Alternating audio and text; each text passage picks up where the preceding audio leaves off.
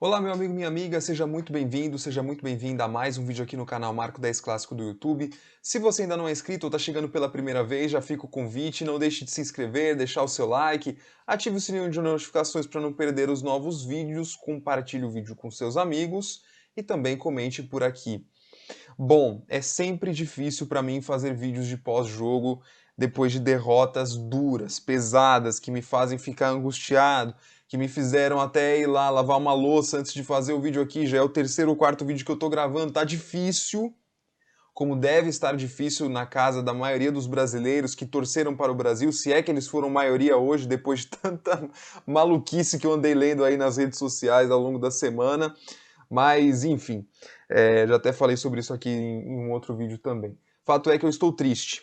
Estou triste, estou frustrado, mas quero falar um pouco também até para aliviar e vamos ver se a gente compartilha de algumas opiniões ou não, né?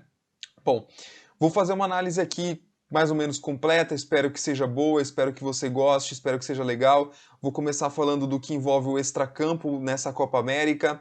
Vou falar sobre o que foi o desempenho do Brasil, o que foi bom, o que foi ruim, o que o Brasil fazia quando estava bem, o que o Brasil fez quando estava mal, por que foi mal, né? Depois vou falar um pouco também sobre o Tite e sobre a continuidade ou não dele à frente da seleção brasileira. Vou cobrir um pouco de tudo aqui.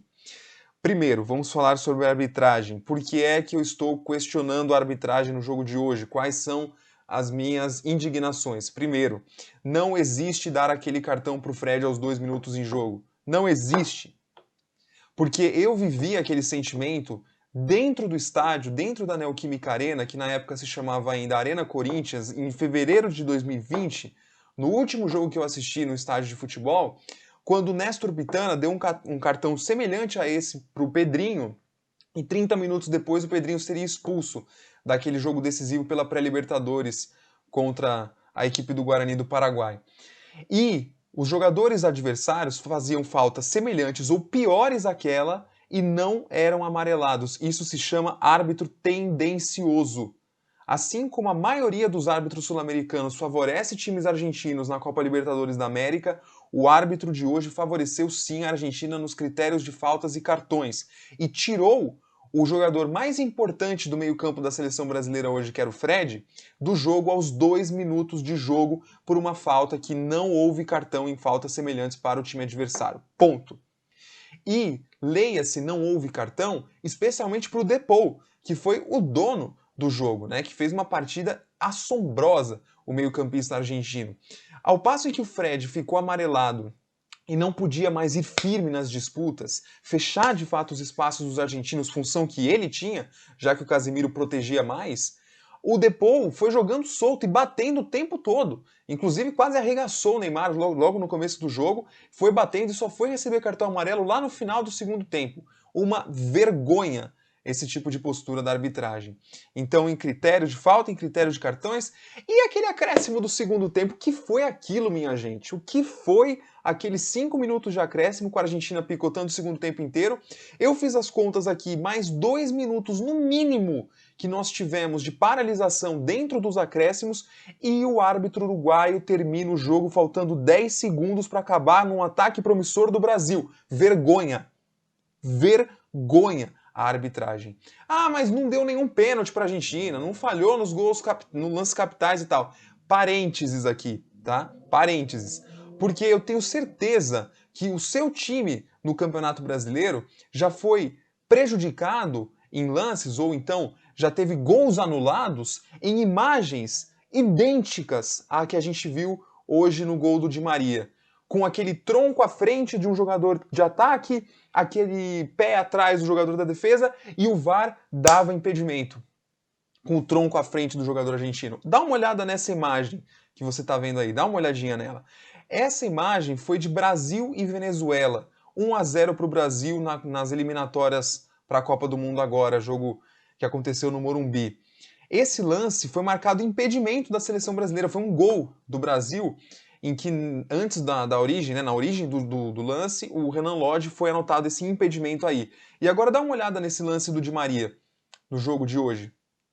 Gente, é estranho, é no mínimo questionável esse tipo de falta de critério do VAR em termos do que é ou não impedimento quando as linhas estão ali uma em cima da outra, né? Se em vários momentos o Brasil foi prejudicado porque deram esse tipo de impedimento, por que é que hoje não deram esse impedimento, né? Inclusive, é até estranho. Eu sempre falo por aqui, sempre falo com meus amigos, que eu defenderia a história da mesma linha. Se um jogador, se há um impedimento questionável, duvidoso, como era esse de hoje, que fosse validado o gol, mas que fosse validado para todos os times nesse tipo de lance. E não é isso que acontece. Então, é engraçado até, né? Porque são tantos os argentinos que choram até hoje pela derrota em 2019, e hoje, para mim, em termos de critérios, de arbitragem, etc., foi pior contra o Brasil do que foi aquele Brasil e Argentina em 2019, que os argentinos tanto reclamam da arbitragem por causa de um pênalti num lance fora da bola do Daniel Alves, enfim. Não se justifica essa gritaria sul-americana de favorecimento da arbitragem à seleção brasileira, mas não mesmo, assim, fato aqui. Inclusive, pelo contrário, né? Na Libertadores, por exemplo, há um claro favorecimento às equipes argentinas nos duelos contra os brasileiros, histórico isso, histórico. Muito bem, mas a Argentina não ganhou só por causa da arbitragem, não. Tá? Então não vou passar o vídeo inteiro chorando aqui a arbitragem, que de fato foi muito ruim. O que também estava péssimo era o gramado, né? Que coisa impressionante, hein? Nós, brasileiros, nos orgulhamos porque nós sabemos plantar banana, nós sabemos plantar café, nós plantamos cana-de-açúcar, mas plantar uma graminha dentro de um estádio de futebol, isso o Brasil tem uma dificuldade, viu?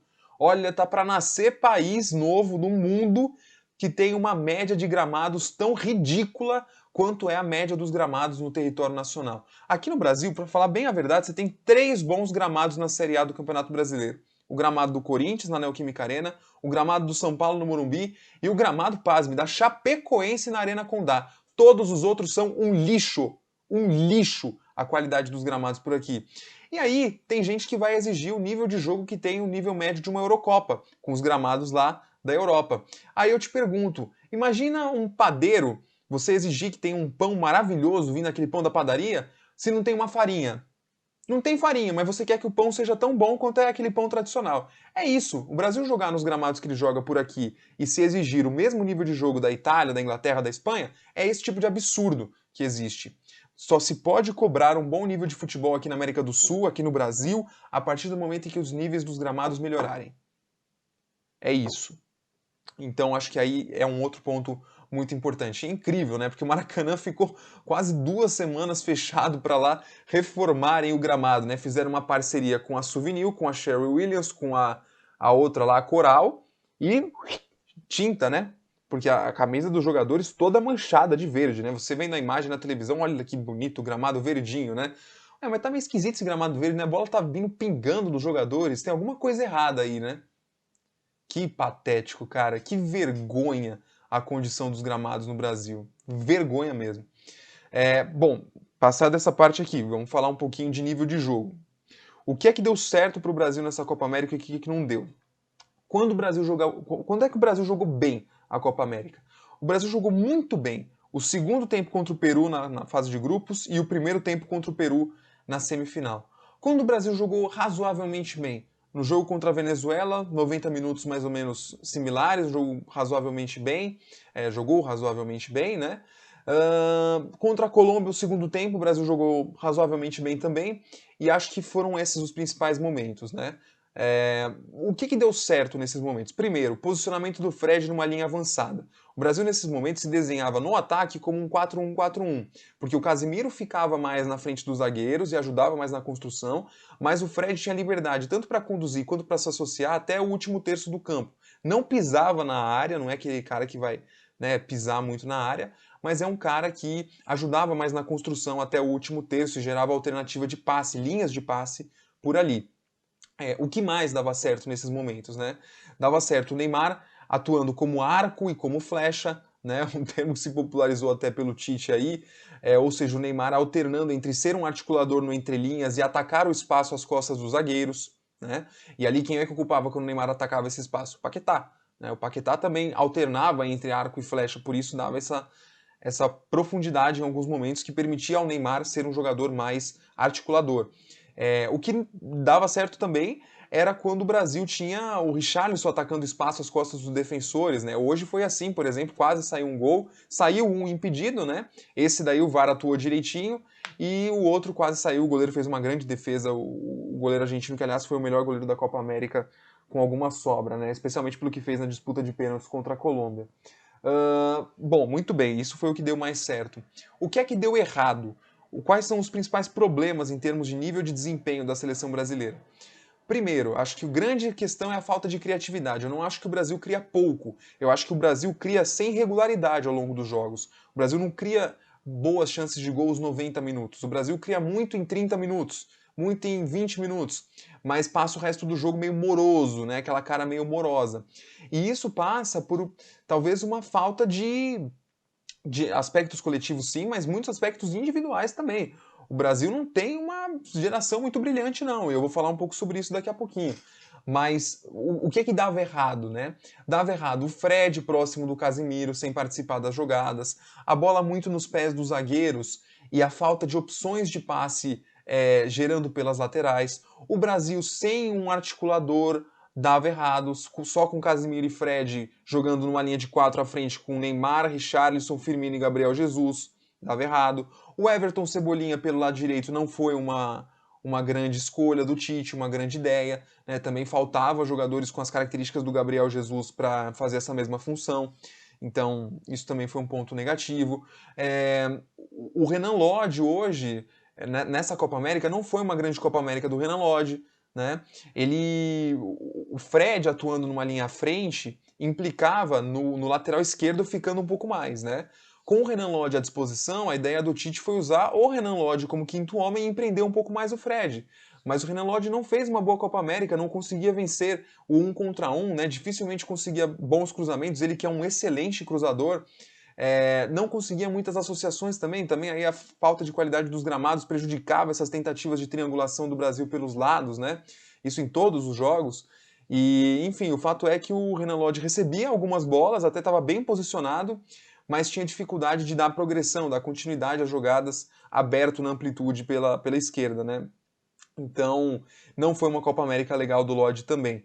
E essa falta de criatividade do Brasil passa por aspectos coletivos, como eu disse, passa por uma falta de geração de jogo na região central do campo, que eu acho que é importante, mas tudo isso passa pela geração atual de jogadores. E agora eu vou entrar num tema, já caminhando para o final da discussão, que são os choques de realidade que o Brasil tem nessa Copa América, né? Que os brasileiros que torcem pelo Brasil, que agora tem que explicar ainda os brasileiros que torcem pelo Brasil, né? Coisa ridícula. Mais legítima, enfim, obviamente. Bom, enfim, vamos lá. Choques de realidade. Primeiro choque de realidade. Os adversários sul-americanos não são tão fracos assim, não são sacos de pancada, né? A América do Sul, por mais que não tenha talvez tantos candidatos ao título da Copa do Mundo quanto tem a Europa, com 6, 7 seleções candidatas ao título, aqui nós temos duas. As duas que nós temos aqui são boas seleções, inclusive a seleção argentina melhorou muito com o Scaloni, e nós temos boas coadjuvantes por aqui, como é o caso da seleção colombiana, por exemplo. Uma ótima coadjuvante. Que seleção no mundo tem um lateral direito, ou que às vezes joga até de meia direita no nível do Quadrado, por exemplo? É um excepcional jogador, um craque de bola. O Luiz Dias fez uma Copa América excelente, logo mais vai pintar em um dos principais times da Europa, ele que é um dos principais destaques do Campeonato Português. Onde joga também? O Everton Cebolinha, que é reserva no seu time, né, no Benfica. Então, ou quando entra também pouco ajuda, né? Mas o Luiz Dias da Colômbia é destaque. Então, às vezes a gente passa com essa arrogância, né? Olha como o Brasil tem uma geração muito melhor do que essas outras gerações sul-americanas. Não é bem assim, tá? Não é bem assim. Aliás, essas duas comparações que eu fiz são até sacanagem, né? Comparar o Quadrado com o Danilo e o Luiz Dias com o Everton Cebolinha dá dó dos brasileiros, né, nessa comparação. Então existem boas seleções aqui na América do Sul e quem acompanhou minimamente alguns jogos dos adversários do Brasil se enfrentando entre eles, viu que há seleções além do Brasil e da Argentina aqui na América do Sul. Colômbia e Peru na disputa de terceiro lugar, por exemplo, foi um jogo muito interessante. Claro que aí já sem aquele peso de uma final, por exemplo, né, então os times jogam mais soltos, mas com boas alternativas dos dois lados. O Peru também um trabalho muito consolidado do Gareca. Quem decepciona um pouco aqui na América do Sul é o Uruguai, né? O Uruguai realmente tem uma geração para jogar mais do que joga, para ser mais competitiva do que é com o Tabárez, né? Então fica aí também essa ponderação. Mas esse é o primeiro choque de realidade, não tem só o Brasil aqui na América do Sul. Claro que os enfrentamentos com os europeus seriam importantes antes da Copa do Mundo, mas não dá para desvalorizar como se aqui fosse o Campeonato Carioca para o Flamengo. Não é. Não é o Campeonato Carioca para o Flamengo aqui. Né? E agora o segundo choque de realidade, esse o mais importante de todos, o mais imprescindível, o mais fundamental. Nós não temos uma boa geração de jogadores brasileiros. Não temos! Nós temos um bom goleiro, dois bons zagueiros, o Casimiro, que já está no final, né, não está naquele auge físico. Inclusive, acho que essa Copa América foi a pior competição do Casimiro vestindo a camisa da seleção brasileira. Não fez uma grande Copa América, hoje não foi muito bem na final também. É um jogador que eu falo que é cintura dura, né? O Brasil tem alguns assim. Tem ele, tem o Danilo, tem o Richarlison, né, jogadores cintura dura, que não tem muito aquele traquejo, aquela agilidade para tomada de decisão, para o gesto técnico, e isso dificulta muitas vezes esse volume de jogo da seleção brasileira no meio-campo para frente, né? São jogadores muito duros por ali. E os dois, inclusive, ocupam a mesma faixa quando o Tite faz aquele 2-3-5, né? Eles são dois dos três que ficam por ali. E o outro geralmente acaba sendo o Fred, por exemplo, né? Que também não é lá esse jogador muito malemolente, né? Enfim, o Brasil tem muito jogador de cintura dura. O Brasil tem dois bons goleiros, o Casemiro e o Neymar. O resto da seleção, você encontra 8, 10, 15 opções melhores do que os outros nas outras seleções. O que eu quero dizer com isso? Quantos laterais direitos no mundo hoje são melhores do que o Danilo? Quantos laterais esquerdos são melhores do que o Lodge ou que o Alexandro? Quantos segundos homens de meio campo são melhores do que o Fred? Quantos terceiros homens de meio campo são melhores que o Paquetá? E na frente? Quantos são melhores do que o Richarlison, Pombo? Quantos são melhores do que o Everton Cebolinha? Portugal, Inglaterra, Alemanha, Espanha, Argentina. A Argentina, olha o trio de ataque da Argentina. Lautaro Martinez, Di Maria e Messi. Querem comparar um pouquinho o que foi a temporada do Lautaro Martinez e do Richarlison? Que tal comparar o Di Maria com o Everton Cebolinha? E o Messi com o Neymar? Essa é a diferença do jogo, nos trios de ataque. O Cebolinha recebeu bolas nas mesmas condições do Di Maria naquele gol. O Richarlison também. Nível técnico, gente. O Brasil não tem essa geração maravilhosa. E é um choque de realidade que precisa acontecer. E eu acho que isso acaba reforçando o bom trabalho do Tite à frente da seleção brasileira. Porque mesmo com uma geração de jogadores pior do que 6 ou 7 times aí afora, o Brasil é sempre um time competitivo e difícil de vencer. Como foi difícil vencer o Brasil hoje também, a Argentina só conseguiu vencer porque bateu o segundo tempo inteiro, provocou um antijogo e foi contemplada com aquele aceno da arbitragem, né? Opa, pode fazer, pode bater, pode quebrar os outros. Aliás, o Otamendi, aquele lance da falta do Otamendi no Neymar, aquele golpe de karatê, foi tão duro quanto a expulsão que puniu o Gabriel Jesus nas quartas de final e inexplicavelmente tirou o Gabriel Jesus da final. Qual foi a justificativa para terem suspenso o Gabriel Jesus por 2 jogos? Uma agressão do Gabriel, que não foi? Ele inclusive pediu desculpas depois do lance? Estranho, né? Um dos principais jogadores do Brasil, hein? Um dos principais jogadores do Brasil. Mas é reserva no seu time, o que também reforça que nós não temos uma grande seleção, especialmente do meio para frente. Mas é um jogador importante na mecânica de jogo da seleção brasileira. Para finalizar este vídeo, vou falar aqui o que eu penso sobre a continuidade ou não do Tite à frente da seleção brasileira. Curto e grosso, se o Tite continua, a seleção ganha e ele perde. Esse é um ponto importante. O Tite só tem a perder continuando à frente da seleção brasileira.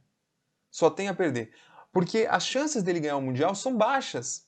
Qualquer time que é minimamente favorito à Copa do Mundo entra com chances baixas de ganhar o Mundial, porque são muitos favoritos. Não existe uma seleção hegemônica no mundo hoje.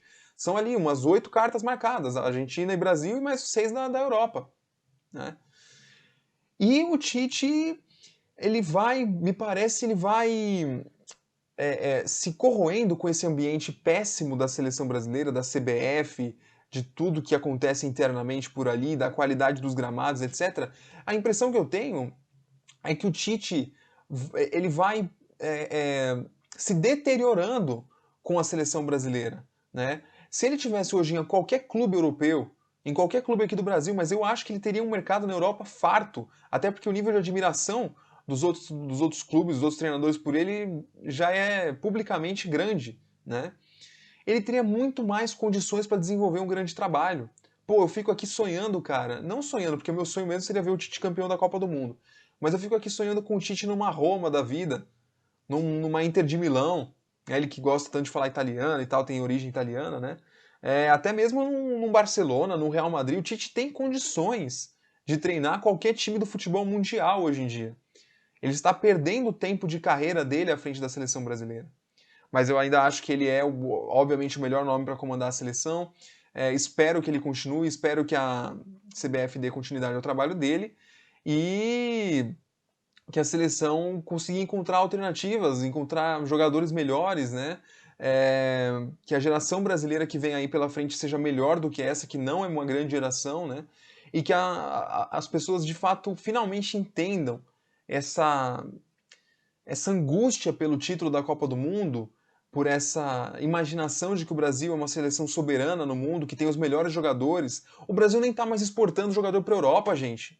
Que jogador sai aqui do Brasil hoje e vai para o Real Madrid, vai para o Barcelona? Os jogadores saem daqui e vão para o Dinamo de Kiev, vão para o Shakhtar Donetsk, vão para mercados secundários, terciários da Europa. Precisa virar a chavinha. E aí o brasileiro precisa reconhecer mais o trabalho de um técnico quando ele pega uma seleção como essa, que não é genial, que não é brilhante, e faz uma seleção tão vencedora quanto essa seleção do Tite. Um grande abraço e até a próxima, esperamos em um cenário melhor.